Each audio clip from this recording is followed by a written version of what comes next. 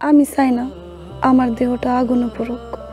আমি চাই তোমার ধর্মের নিয়ম অনুযায়ী আমার যেন কবর দেওয়া হয়, আমারে তুমি জানাজা দিও।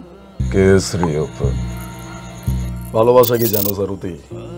ভালোবাসা হইতেছে সেই অনুভূতি, সেই অনুভূতির জন্য মানুষ কারো জীবন নিতে দ্বিতীয়বার ভাবে না, আবার জীবন দ্বিতীয়বার ভাবে না। কেসরি ওপেন কইরা তুই আমার পাল দাসিস।